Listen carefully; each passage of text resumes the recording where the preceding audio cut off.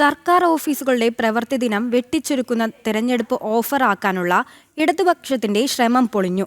പ്രതിപക്ഷ സർവീസ് സംഘടനകളുടെ പ്രതിഷേധത്തെ തുടർന്നാണ് പിന്മാറ്റം.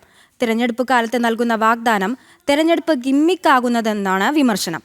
ശക്തമായതിന് പിന്നാലെയാണ് ഇന്ന് ചേരാനായിരുന്ന യോഗത്തിൽ നിന്ന് സർക്കാർ പിന്മാറിയത്. സംസ്ഥാനത്തെ സർക്കാർ ഓഫീസുകളുടെ പ്രവൃത്തി ദിനം 5 ചുരുക്കുമെന്നത് ഇടതുപക്ഷത്തിന്റെ തിരഞ്ഞെടുപ്പ് വാഗ്ദാനമാക്കി മാറ്റാനായിരുന്നു ശ്രമം. ഈ ശ്രമത്തിനെതിരെ പ്രതിഷേധമുയർന്നതോടെയാണ് ഇന്ന് ചേരാനായി ചീഫ് സെക്രട്ടറി വിളിച്ച സർവീസ് സംഘടനകളുടെ യോഗത്തിൽ നിന്ന് പിന്മാറിയത്. തിരഞ്ഞെടുപ്പ് കാലത്ത് മുന്നോട്ട് വെച്ച വാഗ്ദാനം തിരഞ്ഞെടുപ്പ് ഗിമ്മിക്കാണെന്ന ആക്ഷേപം ഉയർന്നിരുന്നു. ഇത് സംബന്ധിച്ച് സർക്കാരിന് നേരത്തെ NGO സംഘ് കത്ത് നൽകുകയും ചെയ്തിരുന്നു. ആക്ഷേപങ്ങൾക്ക് പിന്നാലെയാണ് ഓൺലൈനായി വിളിച്ച യോഗം മാറ്റുന്നതായി പൊതുഭരണ വകുപ്പ് additional chief secretary Muhammad Riyas അറിയിപ്പ് പുറത്തിറക്കിയത്.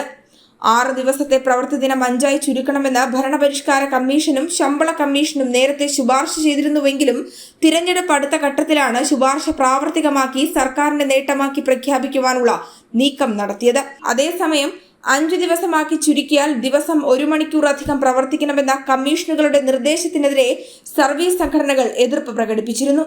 ജനം, തിരുവനന്തപുരം.